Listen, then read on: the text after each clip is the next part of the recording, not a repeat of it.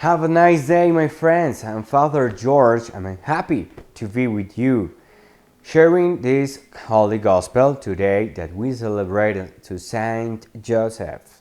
It's a really important saint for us.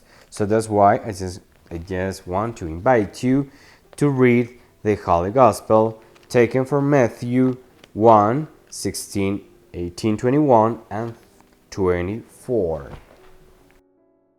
Jacob was the father of Joseph, the husband of Mary. Of her was born Jesus, who is called the Christ. Now this is how the birth of Jesus Christ came about. When his mother Mary was betrothed to Joseph, but before they lived together, she was found with child through the Holy Spirit. Joseph, her husband, since he was a righteous man, yet unwilling to expose her to shame, decided to divorce her quietly. Such was his intention when, behold, the angel of the Lord appeared to him in a dream and said, "Joseph, son of David, do not be afraid to take Mary your wife into your home, for it is through the Holy Spirit that this child has been conceived in her. She will bear a son, and you are to name him Jesus, because he will save his people from their sins." When Joseph awoke, he did as the angel of the Lord had commanded him and took his wife into his home. The Gospel of the Lord's.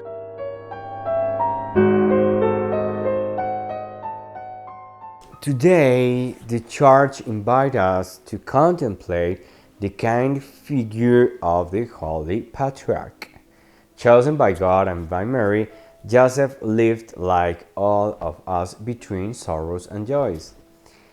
We must look at any of his actions with special interest. We will always learn from him. We should put ourselves in his shoes to imitate him, for in this way we will be able to respond as he did to the divine will. Everything in his modest, humble, and ordinary life is luminous.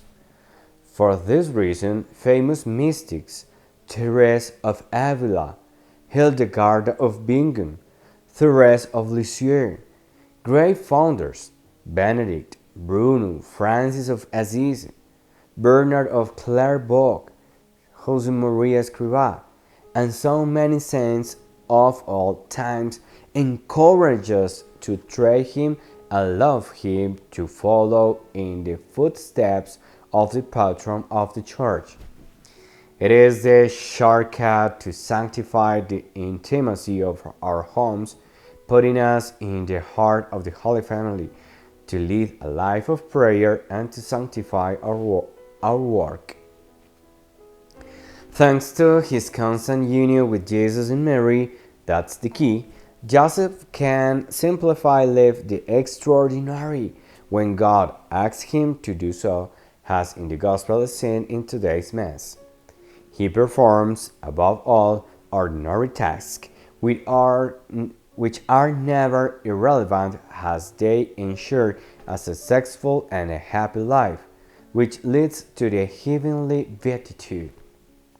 Pope Francis writes, "Each of us can discover in Joseph, the man who goes unnoticed, a daily, discreet, and hidden presence, an intercessor, a support, and a guide in times of trouble."